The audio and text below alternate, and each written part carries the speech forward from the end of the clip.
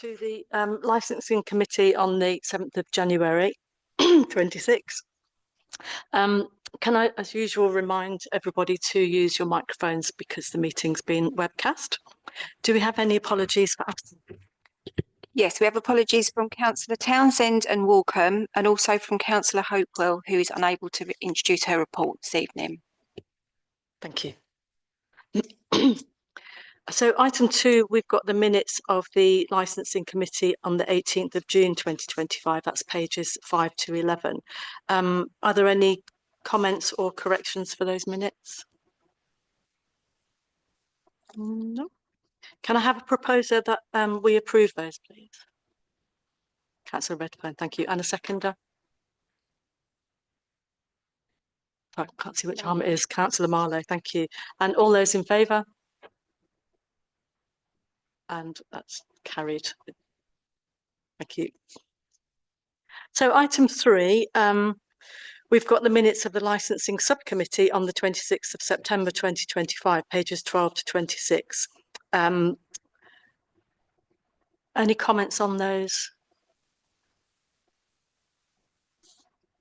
The panel for that meeting was myself, Councillor Defley and Councillor McAndrew. Can I have a proposer that those minutes are correct, please? Councillor McAndrew, thank you. And seconder, Councillor Defley. All those in favour? That's 4 of us. Against and abstentions. 1. Okay, that's carried. Thank you. No chair's announcements. Any declarations of interest? None. Okay, thank you. So item 6, we've got the environmental health regulated and licensed activities performance update on pages 27 to 52. And Paul Thomas Jones, our service manager, will introduce the report. Thank you. So members will remember back in February 24, the council was audited by the Food Standards Agency, found us to be below their standards they expected us, and put us on stage 1 of their performance improvement progress. Since then, we've been working to rectify that, and I'm pleased to say in December last year now, so December 25, the Food Standards Agency confirmed that they're closing their engagement with us on the basis that the food law code of practice is continued to be work towards, and that if we inform the Food Standards Agency should we have any issues that will prevent us from performing. So the report outlines the action plan that we had. Of the 21 actions that were identified, 16 have now been completed, 1 is on track, 2 have been delayed, 1 is at risk of being delayed, and 1 is missed. So the missed ones first relates to 3 category D premises, one of which we know is undergoing extensive refurbishment, so we're not able to get into there and inspect that premises. And 2, we believe to be closed. Now, we can't just close a premises, we do need to confirm that's been closed and stuff. So we're in that process now of sending letters. If they haven't been responded to, then we will close those premises on the system. With regards to the delayed, they are largely internal relating to staffing, so we're currently waiting for a deep dive, which I believe will happen this year, into the staffing levels and resources that we have within the team and how that can be changed. And then that will lead on to looking at the structure and how that can be improved to deliver the services we need to. With regards to the one at risk, that relates to category E premises. Now, these are our very low risk premises. They can be largely sort of a newsagents, or it can be those making cupcakes at home and stuff like that. These are proving more challenging. The code of practice allows us to do what they call an alternative enforcement strategy. So we don't have to go out to those every year. We can do it by means of a questionnaire. Unfortunately, the businesses are not engaging with us with that questionnaire, so we will send those out and they won't get responded to. So we are at the moment trying something different, where we're writing where officers are calling into those businesses while they're out and about, and then completing those questionnaires with them. So it's in the spirit of the legislation, but it is a bit more resource intensive than what the Code of Practice had intended. My hope is that we get through those in time, and we still got time to do that, but there is a risk there for us. So the action plan starts on page 41, and I don't have anything else to say. So if there's any questions, I'll open the floor. Thank you. Any questions or comments? Councillor McAndrew.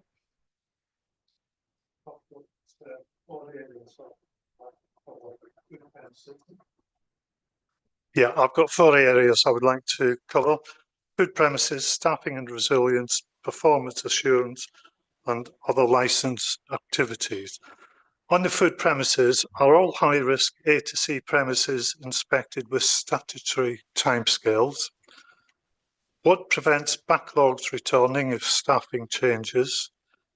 What is the public health risk from outstanding Category D premises? And are Category E self-assessments working given low returns? I think you said it was challenging. And what would trigger re-engagement with the Food Standards Agency? So before I move on. Remind me one at a time. So sorry, the first one.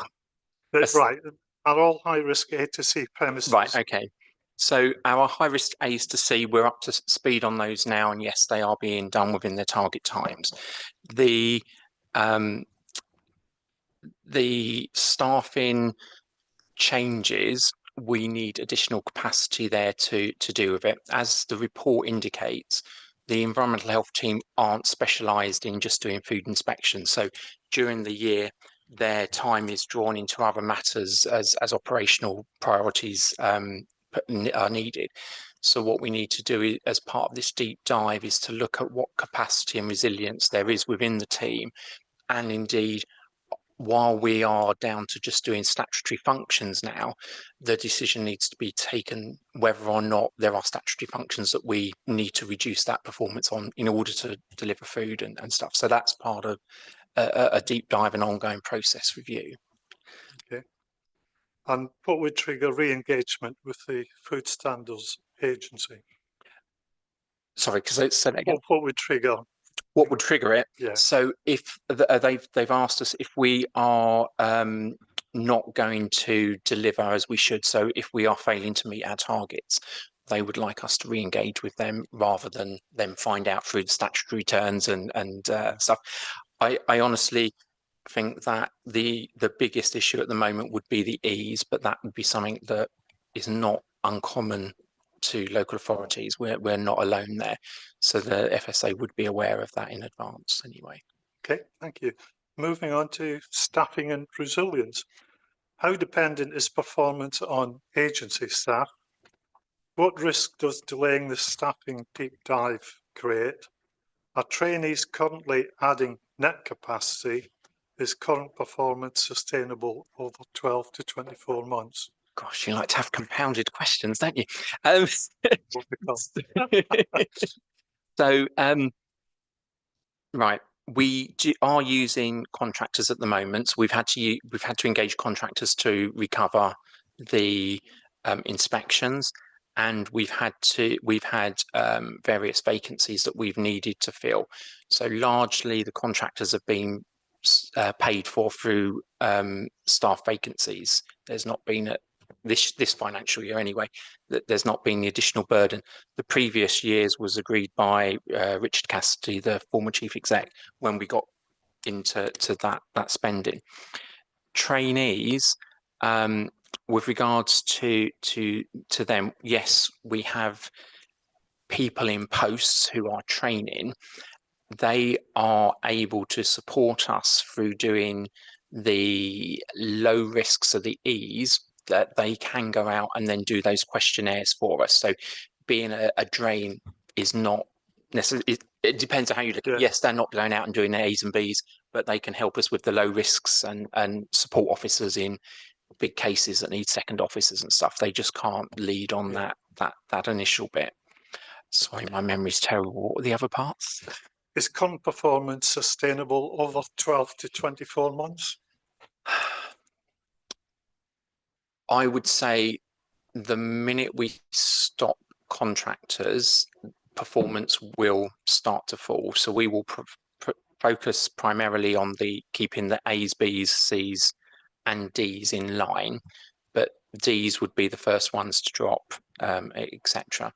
In terms of risk that might pose, obviously they are going to be our lower risk businesses, so the risk is substantially reduced. You know, we wouldn't let category A, a really high risk failing business, be delayed. There are risks. Ultimately, the food business operator is the person who is responsible for that business, and making sure they comply with the legislation. And we will rely on things like complaints or intelligence that we receive to allow us to focus on those businesses if and when something happens. Yeah, okay, good. On to performance assurance. When will members receive timeliness data, not just license numbers? The report gives us volumes and percentage meeting targets. When will members receive more detailed timeliness information, such as average processing times or early indications of delay, so we can better understand the pressure on the service? I can't give you a date there. So at the moment, that's all been put on hold, getting that information so we can focus on core operational bits that we're struggling on. Hopefully, through the deep dive, we'll be able to identify capacity and free up some time to fix that. Yeah. And do current indicators provide early warning of failure? Yes, we do monitor what's going on and who's approaching it, their target times and what's going on. So yes, we do. Some of the ways we report, so HMOs would be a good example, I think aren't necessarily presenting us in a good light, because a lot of that so we have a period of time to do it. A lot of that time is spent by the landlord making improvements before we issue the license. So time that's outside of our control is being included in those performance indicators, which is what I need to look and understand at how to best represent what we can control rather than what's outside of our control in that scenario. So I think that's true for not true for most licenses. HMOs would be the exception there. Yeah. Moving on to other license activities, are inspections delivered within statutory timescales? Is growth in registrations matched by enforcement capacity? And are premises actively monitored or complaint led? So premises are both actively inspected as well as complaint led. So our animal activities, for example, we have to inspect midterm through the license as well as the renewal or start of that license. With regards to sorry, what's the first part? Inspections delivered within statutory Yes. timescales. So the inspections are delivered within those time. I mean, the mid-year inspection, there's flexibility as to, you know, it's not dead on the number of days in half. The renewals obviously have to be done in time because these are businesses that are running these, and we need to make sure we're inspecting those businesses within time. Where we have peaks, so we know that there, because of the way the legislation is, there's usually a peak in some of the animal activity stuff around December time, because historically the license is all renewed on the 31st of December. That's slowly, as new businesses start, that's slowly sort of leveling out the renewal, so easing the pressures on the team. Okay, and finally, yeah. on this paper, thank you, Paul, so far. What are the top 3 risks facing the service? What does environmental health need from this committee? And when will members see the next robust performance update? If that feels an unfair question, you can defer it because you weren't warned in advance. Thank you. And you might have wanted some time to prepare for it. Yeah. I mean, I think the risks, it would be hard. I mean, we do have an active risk register, which is looked at by director for place and is going corporately. So I think I'd like to defer that if I could. From the committee, I think it's good to have that open transparency amongst members as to where the team is and that continued scrutiny onto the performance. I think having that publicly looked at and scrutinised is incredibly helpful. And sorry, I will promise I'll remember all of your questions at one point. What was the last one? No, that's all. I think I'll finish it now. Okay. Chair. Thank you. On this bill. Thank you, Paul, for those responses. Just like to say congratulations to you and your team for getting through the FSA work, and I think we should also note that you have kept us fully informed of everything all the way through, and we haven't felt a gap or a concern that you weren't working towards that. Thank you. I take it you will inform the committee of the outcome of the deep dive, and you will continue to with your performance monitoring reports along with these meetings. Thank you. Absolutely, yeah. Thank you.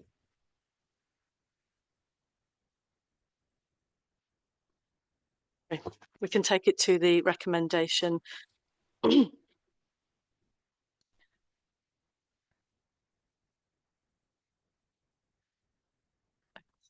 So there's two recommendations. A, to consider and scrutinise the performance of environmental health with regards to regulated and licensed activities pertaining to food premises and pass any comments to the executive member for wellbeing for consideration. And B, to consider the performance of other activities, regulated and licensed activities by environmental health and pass any comments to the executive member for wellbeing for consideration. Could I have a proposer, please? I've got some comments to pass to the executive. Well, we've moved on to the recommendations now. Were your comments not included in what you just asked the officer? But yeah, But you said at the end that was I've got paper. 5 comments that I need to ensure that's passed to the executive. How do I do that?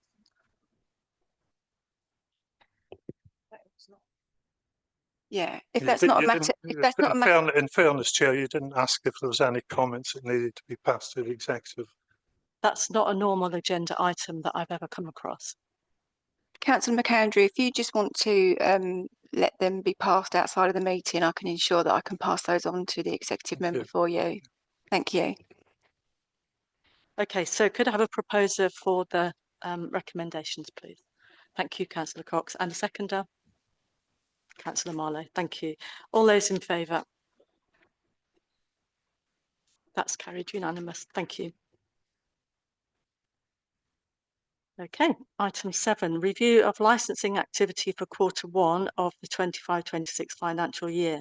That's the 1st of April to the 30th of June 25 on pages 53 to 62. And Gina Wynne, our licensing and enforcement officer, is going to present. Thank you, Chair. I'm aware that members have had the opportunity to read the report, so I'll just highlight a few areas, and then I'm happy to answer any questions. So Q1, we had a report of a premises selling alcohol for consumption on the premises without a licence.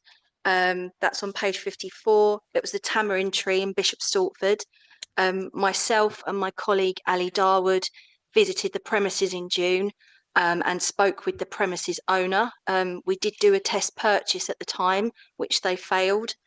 They were asked at that time to cease selling alcohol and to remove any alcohol on display, which they did. The premises owner did comply, and he was obviously made aware of the licensing process and what he needs to do. And we've not had any more complaints or anything crop up with this premises. If I go to Hackney Carriage and Private Hire, In Q1, 12 licensing record points were issued to one driver. He received 15 penalty points on his DVLA license, but didn't tell us. He was obviously notified, and given those points, he decided to surrender his license. So the license has gone now. We had 15 complaints received in relation to things like plates not being displayed correctly, roof lights.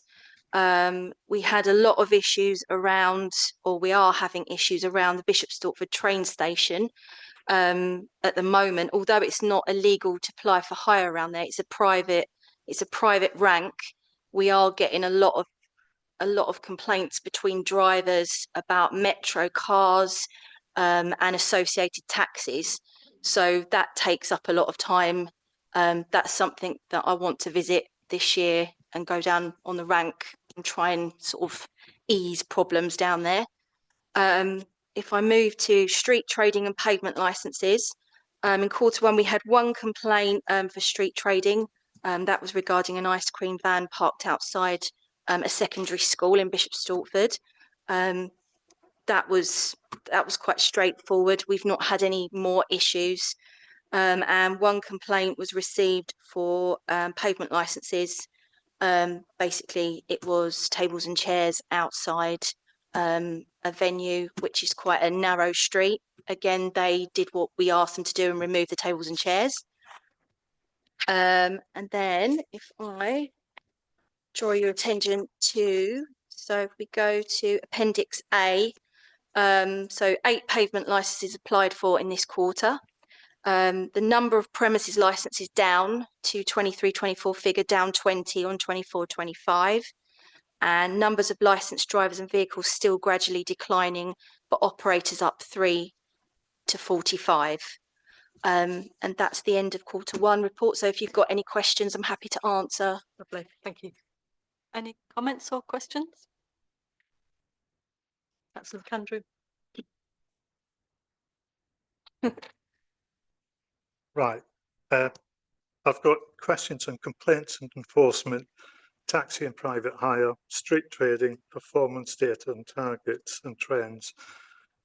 Starting with complaints, are complaint volumes low because of good compliance or under-reporting? I'm going to pass this over to Oliver Rawlings to answer, if that's okay. Does the Tarraman Tree case show a wider risk of unlicensed alcohol sales or an isolated incident?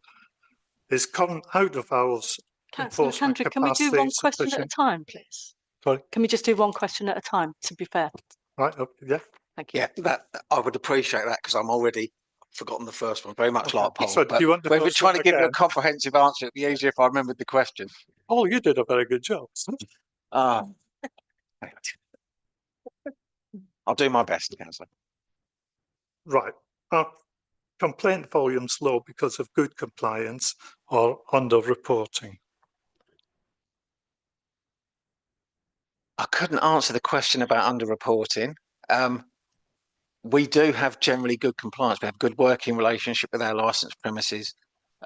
We have really good connections with the police. So the police are out there of an evening, so they will more regularly than us. So they will highlight to us where they might have a concern, and then we'll do a compliance visit rather than enforcement. I don't particularly like the word enforcement because that means we've failed and we're at a point where you have to do something about it. So we work very hard on compliance. But reporting wise, I couldn't answer if it's underreported or not. We're not seeing any sort of trends with unlicensed alcohol sales. Okay. Does the Tamarind Tree case show a wider risk of unlicensed alcohol sales or an isolated incident? There's always a risk.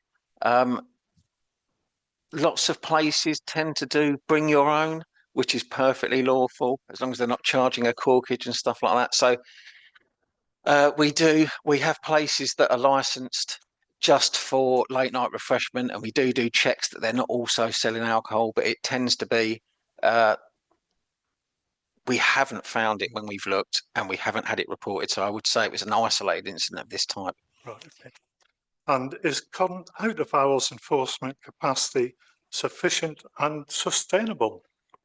It's never sufficient. I'd always like more enforcement. No, so in all honesty, we've struggled over the last 6 months with capacity full stop. So we lost both of our well, Gina went to enforcement, so we lost on the processing side a very experienced officer there, which was covered by a contractor.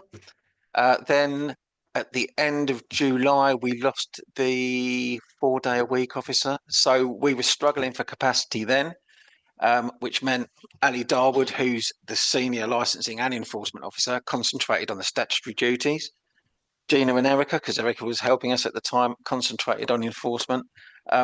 We've recently employed 2 full-time processing officers, one of which started yesterday. So the capacity issue should be gone. So we've got a period of training them up. Then that will free up Ali to do his job and then more of his job. So moving to the enforcement side, that will free me up to do more of mine, and that will assist Gina in delivering enforcement. Right, good, good. Gina, I think taxi and private hire. Are repeat complaint types, for example, card payments, roof lights, a training issue or a compliance issue, or both? In the nicest possible way, I'll fill the questions. So it's a bit of both. So some of the plate issues we've had recently, we changed how we deliver the plates. So they're now by direct fulfillment. So a company posts them out to the drivers. So if they don't have the common sense to then attach the magnets from their own plate and put it on the back of their vehicle, we've had people say, well, it didn't come with magnets. So they put, so sometimes it's a lack of common sense.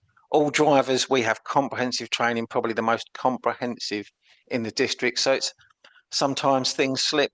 The roof lights is sometimes they've gone out and they've not plugged it in because they've had it off when they've washed the car. Yeah. Or other things that we've spotted are we put numbers on the front so that passengers can see from the front rather than just from the plate. Sometimes those wear off over time. The driver may not have noticed when it went in for its vehicle inspection at the garage. Maybe they didn't have the roof light on, so the garage didn't pick it up. So it's a combination.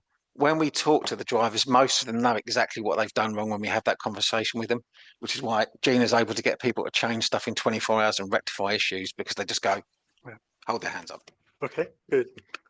Are sanctions, advice versus points versus suspension, consistent and proportionate? Yes, very consistent.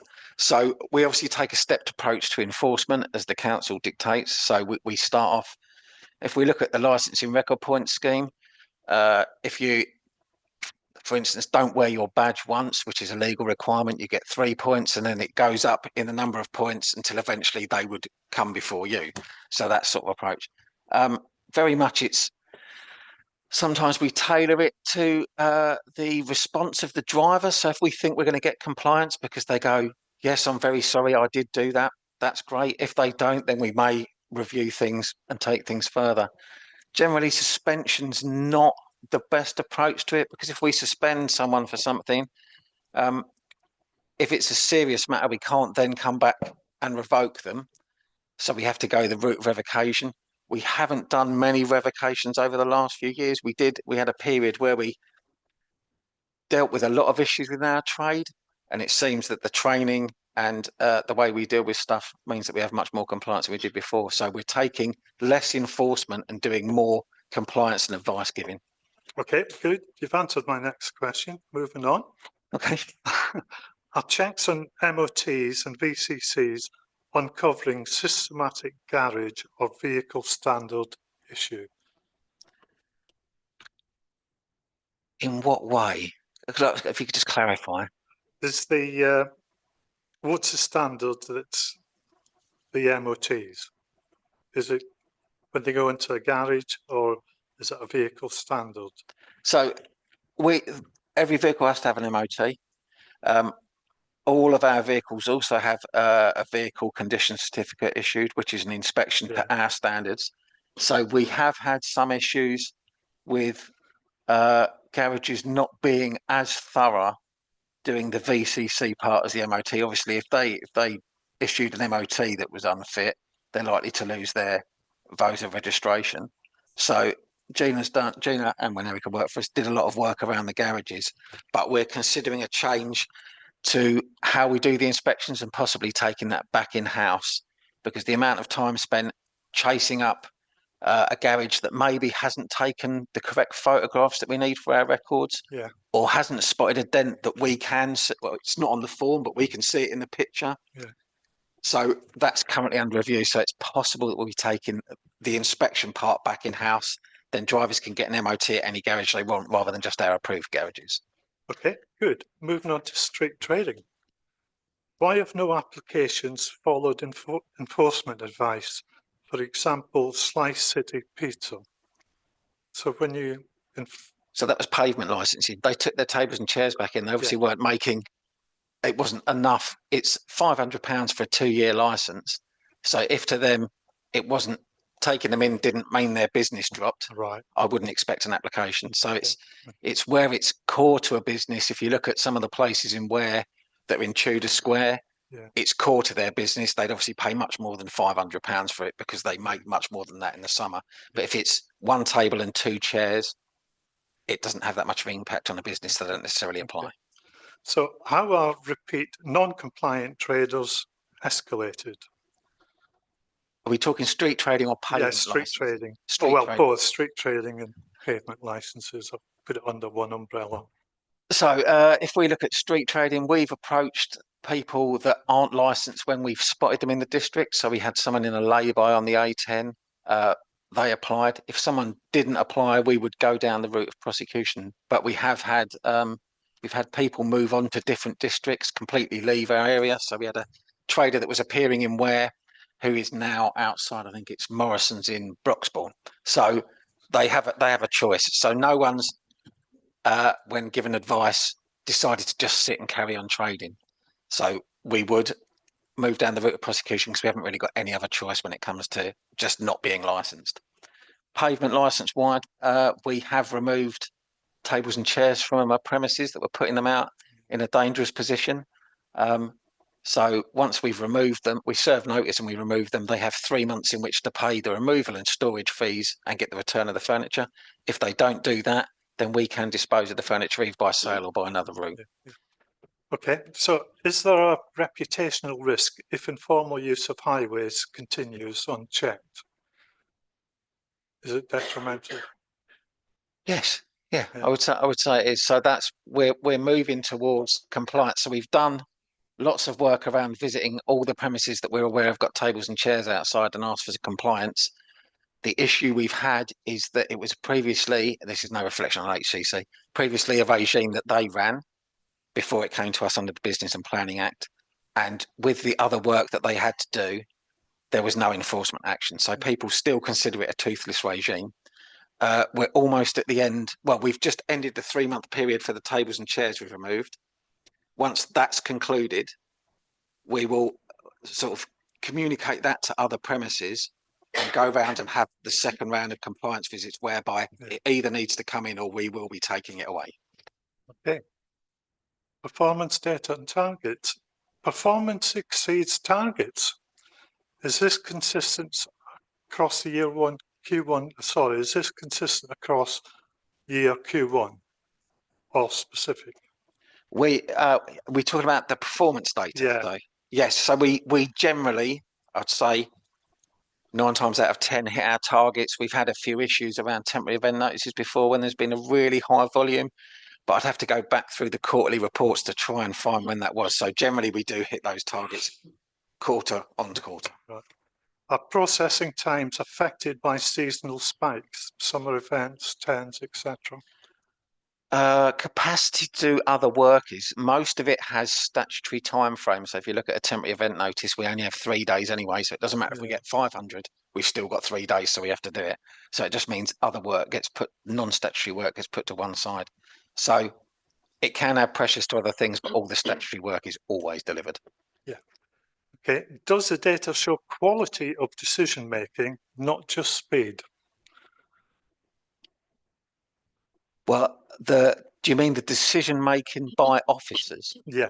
So we have certain delegated authority where there's no objections. So if we have, with a temporary event notice, if there's no objection, it's in and out the door. So the scrutiny of decision making and timeframes would be more for, well, still licensing committee has timeframes. So we always meet all of the timeframes. So we do it as swiftly as we can, but it's always done thoroughly. Okay. Right. Moving on, lastly, to trends and future pressure. What trends are emerging from multi-year license totals, growth, decline? So I think the main one is we're having a slow decline in premises licenses. So some of that is linked to we've recently, well, this financial year, we've taken over the invoicing for annual fees. So every year a premises license holder has to pay an annual fee to maintain their license. There was a bit of a disconnect between the computer system we use and finance. So not everyone was being billed. So we're recovering that. But what we're finding is when we go to somewhere and we go, you've got 5 years worth of outstanding debts, for example, which has happened, they may not be trading anymore, which is one of the reasons why they might have paid. So we're gradually thinning out what's not being used. So that might be the part of that. We still have a similar number of applications for licenses as we have in the last couple of years. Yeah. The other declining part is the taxi and private hire numbers. So vehicles and drivers is declining. So we set a Hackney carriage limit of 200 and then upped it to 210 vehicles because we thought that would be enough to meet the needs. So, but we're still declining in Hackney carriages. So we're not quite sure why. Whether it's the Uber app-based Wolverhampton pattern, so people are more likely to be licensed in another way, and you can legally get a vehicle from outside of East Herts that's affecting the Hackney carriages. The only thing that's going up taxi-wise is operators' licenses. But the interesting point about that is vehicles are licensed for 1 year, drivers are 3 years as general, operators are 5. So even though the numbers are going up, someone may have stopped operating 4 years ago, but they've still got issued an active license because they haven't surrendered it. So the operator's license isn't really indicative of the number that we have. It's just how many we have issued. So it might not be that many operating. I think you've answered the next question. Are taxi numbers stabilising, and does this match demand and policy intent? I think you've just... Yes. So they are gradually declining. We capped at 210 because we thought that would be a good amount to maintain the trade so they can earn a decent living and cover the volume of passengers with that unmet demand survey. We're due possibly another unmet demand survey, but as we're nowhere near the cap, we might, rather than charge the trade for doing that, because that goes on their license fee, we may just remove the cap because we're nowhere near it. So we're 30 vehicles away. Whenever we open a round of bidding, we might get, last time we were bid up to 210, but not everyone who said they wanted a license eventually took one out. So we still stay below. So out of that 210, what percentage are disabled taxi drivers? Do you mean disabled vehicles? The disabled vehicles, yeah. I think we've got one. Yeah. Terrible. So we've tried to encourage it. Fees were set at free for the first year, 50% for the second year. But again, we tried to encourage electric vehicles with that sort of discount. But it's financially, it's not viable for people to do it, so they tend not to do it. Okay. Are enforcement resources aligned to risk, not just volume?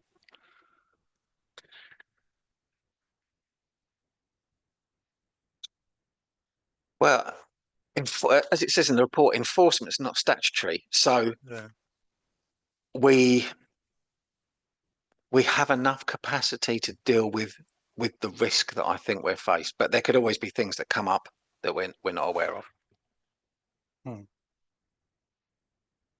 What are the top 2 risks in licensing activity right now?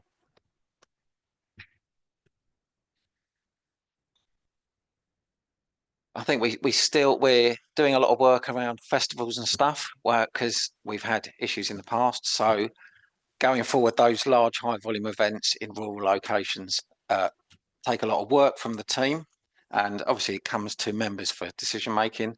And the other I would say is is pavement licensing, because if people are putting tables and chairs out without public liability insurance, it sounds trivial, but if someone trips over it, the claim they make might close that business. So it's just, it's looking at the percentage of how many of those are licensed, it's quite a low percentage still. So we're hoping once this enforcement work that we've done is concluded, we can get more compliance or removal of the furniture.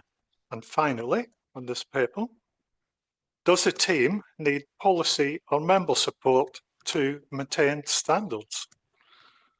The answer to that is always yes. Yes, so we value policy, and we have really supportive members. So who are very capable of making the right decisions at licensing subcommittees. So we do feel, speaking for the team, we do feel supported and valued. So yeah. Good. Thank you, Chair, for being tolerant. I should confirm that the members are aware and appreciate Oliver and his team's approach to compliance, working collaboratively with licence holders and taxis and private hire. And also that he does keep us informed of the team challenges that they've been facing over the last couple of years. But what's interesting, Councillor McAndrew, is that the questions you've asked today, we've all asked over the last 2 years. And so we probably knew most of the answers. So it's indicative of a new member. And it makes me wonder whether we should think about more intense training for a new member to this committee, because we kind of forget what we've absorbed over the last 2 years. So, thank you for triggering that. Maybe we should organise some training for new members of the committee. So are you saying my questions weren't relevant? No, I think they're very relevant, but most of us have already asked them. That's the type of scrutiny that we've been doing over the last 2 years. So if I go back through the papers over the past 2 years, all these questions will be there. Yep, and the same answers that our officers have given us. Right. So are you saying I shouldn't be asking questions? No, not at all. I'm just observing that it would be useful that new members have a broader training than we've previously thought necessary. So what type of training should I have? I'd say a one-to-one with Oliver and possibly Paul. I've had one-to-ones with Paul and Oliver previous. Okay. Thank you. Thank you. Okay, so let's move on to the recommendations for this review. That members review and comment on the licensing activity from the first quarter of the 25-26 financial year, 1st of April to the 30th of June 25. Could I have a proposer, please? Councillor Cox, thank you. And a seconder? Councillor Marlowe. Can we have a show of hands, please, in favour? And that's carried. Thank you. Okay, item 8, review of licensing activity for quarter 2 of the 25-26 financial year, 1st of July to the 30th of September 25, pages 63 to 75. And Gina, you're going to present again. Thank you, Chair. I'll give a brief summary of the work again. Because of the months of the year, it becomes busier, obviously because doors, windows are open, so there's more to look at. So going to the Licensing Act, page 64, we've got a number of premises. So I'll draw your attention to Jacoby's. So we had a complaint coming, which actually coming from the police in Tudor Square. Speakers were erected outside the front, and it was basically a resident DJ every weekend. Myself and Oliver went down and spoke with the premises license holder and the DPS, and he was very helpful. We explained that his license didn't cover the speakers outside, and that if he wanted to continue, he would need to submit temporary event notices, which he took on board. And we did not receive any more complaints, so that was a good outcome. We had a complaint that come in regarding Quattro Lounge in Hertford. It was a mixed complaint. It was a bit muddled at first. When we looked into it, it was basically covering, it was one of the conditions on the license, which is making the chairs basically useless after 11 o'clock. So they were storing the tables and chairs outside. Again, myself and Oliver attended the premises and spoke to the DPS, who was very helpful. really tried to sort of amend the situation, explained that his staff were predominantly female and that the chairs and tables were quite heavy. I think they've actually changed the tables and chairs to a lighter. They've done it. And again, we've not had any complaints about that. So that was a good outcome. We had a complaint. It was an ongoing complaint, which we delved into for the Castle Public House in Bishop Stortford. A resident was unhappy regarding patrons smoking outside and noise at the back of the premises. Again, myself and Oliver spoke with the owner DPS. Again, he was very helpful, took on board what we asked. So it wasn't a hard approach with him, it was compliance. And he did listen to everything we asked him to do. And subsequently we got an email from the complainant, which I thought was really, really good. Sort of saying thank you so much. We've not had, since you've spoke with him, we've not had any of the noise issues that we had. So that was a brilliant outcome. Really pleased with that. Made a difference there. Then if I go over to Hackney Carriage and Private Hire, in Q2 I issued 4, or Erica at the time was working in enforcement. We issued 4 licensing record points to a driver. Again, this is around the Bishop Stortford train station with Metro cars and associated. Although it's not illegal, like I say, to apply for hire down there, he did park on double yellow lines. I think this one, I think it was illegal parking. So he was issued with the points. There were 9 complaint service requests regarding, again, as you can see, it's about the train station. We've got the train stations, one again, private hire, driver using the Hackney Carriage rank. He was stopping outside Wetherspoons in Bishop Stortford. He was spoken to and that ceased. Then we had, so on Friday the 15th of August, myself and Erica Carter, we did some out of hours work, which we've already brought up about the garages not doing really a high enough level of checks. We did actually notice a vehicle that pulled up on the rank and there was a considerable dent on the side of the car, and it had been passed, the VCC had been passed. So that was brought up. That's why the question of the garages has been brought up. So we'll look this year, that will be taken on board. Then if we go to street trading and pavement licenses in Q2, there were 2 complaints regarding, I think that was street trading. We had a lady in Bishop Stortford. I'm not sure she really understood, but she's outside of her own property. She had a shed, and she was selling cakes, baked goods. But again, she needs to have the proper license. So she was told, again, as we said, the license is £500 for 2 years. And I don't think she was actually making that sort of money. I think she ceased trading. So that was a good outcome. Pavement license, we had again 2 complaints regarding pavement licenses. Tilly's Gelato, tables and chairs, and they were crossing into the service area.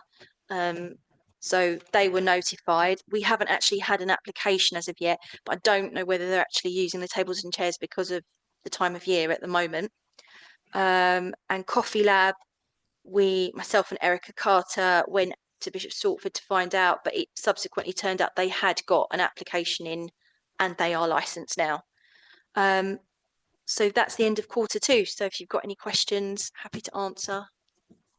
Thank you. Councillor Cox. Hi, could I ask a question about the Blackbirds in Hertford? You say that they are padlocked for fire exit. Yes, they had. On the evening of the 15th of August, myself and Erica noticed that the staff were locking it. We notified the fire authority, and they went down there straight away. We'd got a meeting planned. Myself and Oliver attended the premises, and when we turned up, it had been rectified. So that has been sorted because that was extremely dangerous. So Yeah, quite. it's sorted. Is there something we can do for a fire check in view of what's happened in Switzerland?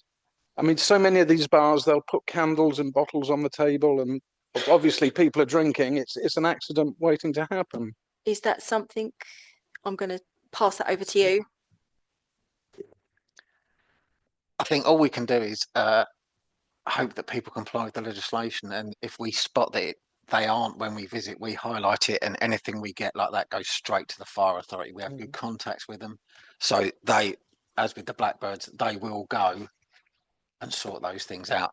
But issues around candles on tables and that sort of thing, if it's not illegal to do it, then it's down to the premises health and safety to ensure that they're not risking their patrons. And if we believe they are, we would tell the fire authority. Yeah. Thank you. Thank you. Councillor McAndrew. Thank you. I've got a number of questions on service request, licensed premises, taxi, private hire and street trading. On service request, do Q2 complaints indicate effective early intervention or rising pressure in certain locations?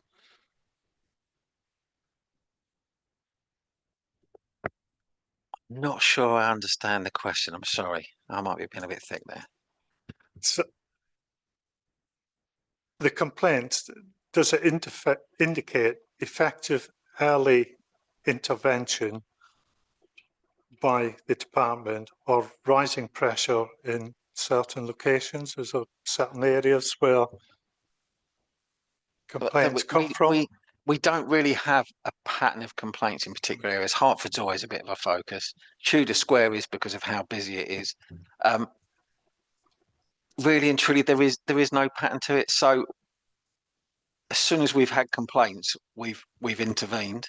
We've been down there, and as you can see from those, the premises have complied fully and swiftly. So again, it's part of the relationship we try and build with those premises, rather than storming in and going, "You've breached your license. We've got evidence from the police." We go, "Hi, did you know?" And then we get compliance in that way. I'll repeat themes: noise, pavement use, fire exits being prevented, not just resolved. Well, it's not for us to do preventative work around fire exits. Obviously, we've got our licensing policy, which goes on about noise and how licensed premises should be run. So that's useful if people read it. Paul's team, you don't proactively do noise work, do you? It's reactive in that area. So for the areas we're responsible for, we do, but the licensing policy gives clear guidance to people on how they should operate their premises. Yeah, okay. I think you've answered the next one that Nick raised. Thank you, Nick. Does the Blackbirds case highlight the need for stronger links with fire safety enforcement? But we have excellent links with fire safety. As the responsible authorities go, we have excellent links with environmental health, the police, fire. Some of the others less so because they're less engaged with the process. But fire are really reactive, so we have direct contacts for people that will arrange for someone to visit. yeah. Okay, good. Moving on to licensed premises. Are residents being clearly signposted to the correct regulatory route, licensing versus environmental health? Yes. So lots of the stuff that comes into us is people see the word licensing and they go, "It's a pub, it's licensed." So the work that Gina does in filtering out those complaints and directing them to the right location is she'll look at a license for a premises. If say the complaint's before 11 p.m. and there's no conditions on the license about music, then that falls under a deregulation, so it's not for us, so it gets passed to environmental health. If it's after 11:30 and after 11 and there are conditions, it sits with licensing. So we always direct to the responsible authority that's relevant. Does the website actually sort of give you guidance between the two sort of areas? Or can it be slightly confusing? Because I know I've done various bits and pieces with the website and there's been challenges. I think that it would be impossible to get into a level of detail that would assist people enough in that way. So I don't have an issue with if it comes in and it's not for licensing, for us redirecting it, because sometimes these premises that are doing something noise related it might trigger us. We've had a visit, we've had a complaint about something else, so that's Yeah. useful. Paul's team are also excellent at, once they've looked at it, if they've looked at the license, because we've all got access to the same system, if it's for us, they'll pass it to us. So if I get into the detail of deregulation and what should go to Yeah. Paul, the web pages would be so long that no one would get to the bottom of them. Yeah, I was thinking more high level. Thanks. Our license conditions, for example, tables, chairs, outdoor activity, actively monitored or complaint led. I think you've touched upon that. Well, so we monitor when we're out and about. We do rely heavily on complaints because there are 620 licensed premises in the district. Anything that's got alcohol on permission on it can take advantage of the DREG, so they can have live and recorded music. So that's the vast majority of them. We have really good ties with the police, and they are out there every night at later hours in the town centres in particular. So they're really useful sources of information for us. Whilst we're out and about, we will pick a number of premises and go and have a look at particular premises, having taken the license with us and looking at their conditions and ensuring compliance. So we may have had no complaint, but if we're going to the centre of Hertford at 2 in the morning to look at something, we'll see who else is open at 2 in the morning. We'll take the licenses out and see if we can spot any compliance issues. Okay. Are temporary event notices being used appropriately or not as a workaround for permanent issues? The issue with temporary event notices is when the government designed it, they were supposed to be for PTAs and small community events and stuff like that, but they haven't worded it in such a way that licensed premises can't use it to get past their conditions or to go later than they normally would. Obviously, that goes only to environmental health and police for objections. So environmental health would look at the noise side of things, and they can look at the other licensing objectives if they wanted to. The police can look at it. But yes, licensed premises do use that to have additional hours at times in places where we might not like it. And because it's permissive regime, sometimes we have to let one happen. And then the police or environmental health object to the second one because issues have happened. One of the other problems with it is the definition of premises. So if you have 4 rooms in your pub, you can have there's a limited number of 10s you can have. But if you say this specific room in the pub's a 10, you can have the statutory number there, the statutory number in the next one. Oh, that's a good catch. So there are, without the legislation being changed, there will always be people that use it to their advantage commercially. Okay, taxi and private hire. Do pavement obstruction and rank misuse complaints indicate a persistent hotspot issue? I think you've touched upon that. I think Bishop Stortford Station for us is our main area, and there's a couple of other parts of Bishop Stortford as well. So North Street, there's a part-time Friday and Saturday night rank. Parking enforcement are regularly visiting it now, but it was always parked up. So then the taxis park on the outside of that, which then starts blocking the road, etc., etc. But the issue with the station is it's a private rank on private land leased by the rail company to one company. Yeah. So you have to pay to go on there if you're a Hackney carriage, and no one else can go on that particular strip. But as an East Herts Hackney carriage, you can ply anywhere in the district. So if you drive by and someone steps out in the road and flags you down, you could stop on double yellow lines for a second to pick them up.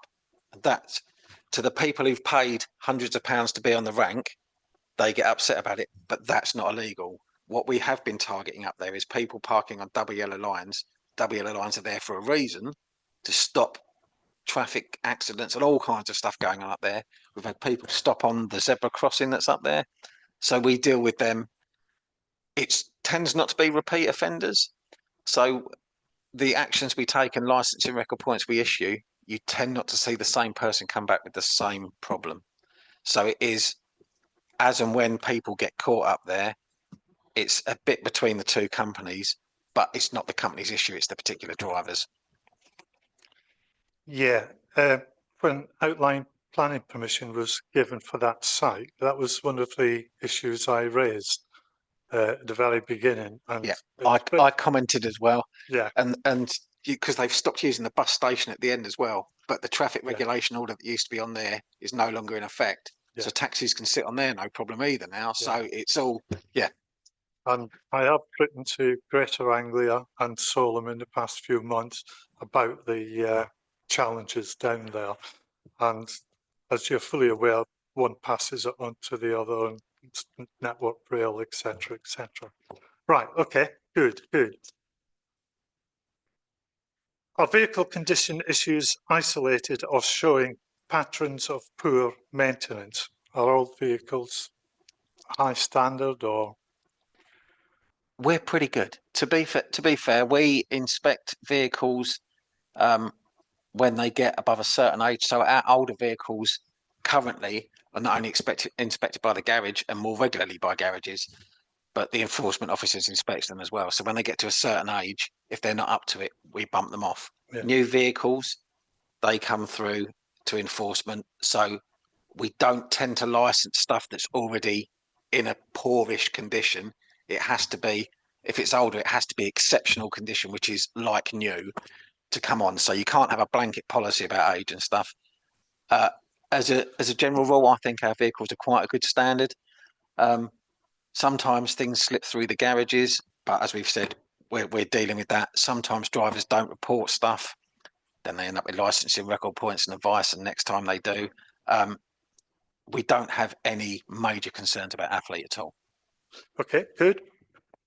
Street trading and pavement licenses. Why do some operators fail to apply after advice is given? I think I addressed this earlier. Some people just stop doing it. Other people think there's going to be no consequence to it, but generally there is. So how long will informal or unlicensed trading be tolerated before escalation? Do you mean unlicensed street trading? Yeah. We generally give people 2 weeks to apply, and then we would take action after that. So we would expect some sort of interaction within 2 weeks of us notifying them. If it's in a dangerous location, we tell them to stop trading immediately. If it's causing a nuisance or other issues, we would do the same thing. So it depends on the risk involved with the business. Okay. And what explains changes in total license numbers? Lapsed, surrendered, inactive? How's that sort of? In what way, sorry? What explains the changes in the total license numbers? Is it lapsed numbers or surrendered? So I think inactive? I covered that with premises license in that some of them are inactive. So as we go to them and say you owe us money, they're surrendered, or we find the company's gone bankrupt, so they've lapsed at some point. But because they haven't been trading, we haven't known. Taxi numbers, again, I think it's the competition. I covered that a bit earlier. Because the way the legislation works, it's so old, the app-based companies can easily move into an area. You can subcontract work from neighbouring authorities easily. So is the legislation around taxi licensing makes it very difficult for individuals to run their own business. Okay, good. And the last question, what are the top 2 risks emerging from Q2? I think the same as the Q1. Same as Q1? Yeah. Okay, thank you very much for your time. Thank you, Chair. Any other comments, questions? No, okay, thank you. So we'll move to the recommendation. That members review and comment on the licensing activity from the second quarter of 25-26 financial year, 1st of July to the 30th of September 25. Can I have a proposal, please? Councillor Cox, thank you. And a seconder? Councillor Redfern, thank you. Could we have a show of hands all in favour? And that's carried unanimously. Thank you. No urgent business? Okay, and I'll close the meeting now at 8:03. Thank you.